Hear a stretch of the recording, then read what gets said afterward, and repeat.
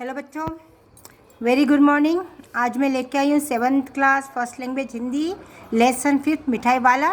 इसमें से जो है मुख्य क्वेश्चन है 3 है जो बहुत इम्पोर्टेंट है, तो प्लीज़ बच्चों इस अच्छे से प्रैक्टिस कर लीजिएगा और बहुत ही आसान है। देखिए बच्चों, फर्स्ट क्वेश्चन क्या है कि मिठाई वाला अलग अलग चीज़ें क्यों बेचता था और वो महीनों बाद क्यों आता था।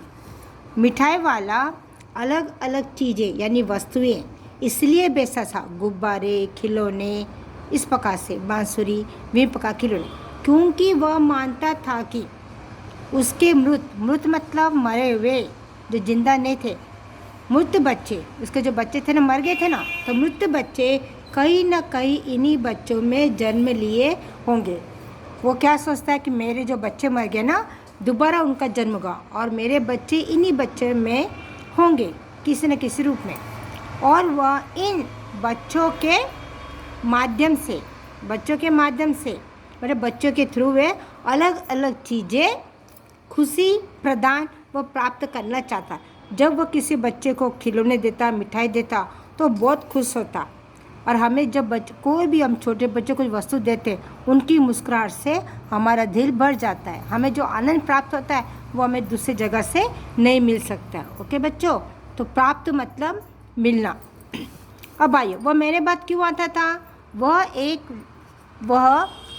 महीनों बाद आता था क्योंकि वह एक व्यवसाय था, व्यापारी था, उसे समय मिलता था। परंतु जब भी बच्चों की याद आती, जब उसे बच्चों की याद बहुत सताती थी, तो वह चला आता, खिलौने लेकर, वस्तु लेकर वो वापस निकल पड़ता बच्चों को भेजने के लिए। ओके बच्चों, अब सेकंड क्वेश्चन देखिए कि खिलौने रोहिणी को मुरली वाले के स्वर मतलब आवाज़ से खिलौने वाले का स्मरण क्यों हो आया। स्मरण यानी याद आना। रोहिणी को मुरली वाले के स्वर से, जैसे ही वो मुरली वाले का स्वर सुनती है तो खिलौने वाले का स्मरण है कि सबसे पहला कौन है, खिलौने वाला, बराबर, बांसुरी वाले, मुरली वाले, खिलौने वाले।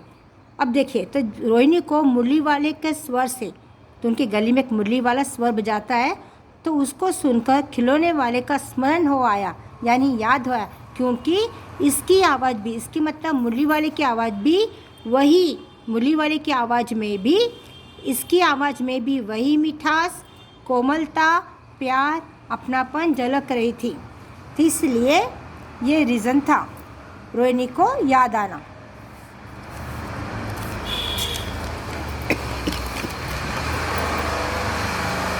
बच्चे थर्ड, आपकी गलियों में भी कई अजनबी फेरी वाले आते होंगे।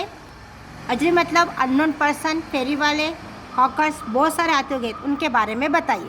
हमारी गलियों में भी कई अजनबी, बहुत सारे अननोन व्यक्ति फेरी वाले आते हैं, जैसे गुब्बारे वाले, खिलौने वाले, आइसक्रीम वाले, कुल्फ़ी वाले, बहुत मज़ा आती रात को खाने को, कुल्फ़ी वाले, केले वाले, सब्जी वाले, समोसे वाले आदि।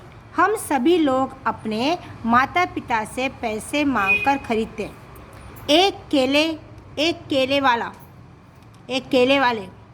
तो एक केले वाला, तो यहाँ पर एक है ना, तो बच्चे यहाँ पे क्या है आपका कि एक केले वाला अंकल है जो रोज़ मुझे एक केला मुफ्त में दे जाता है, उसका नाम बंसीलाल है।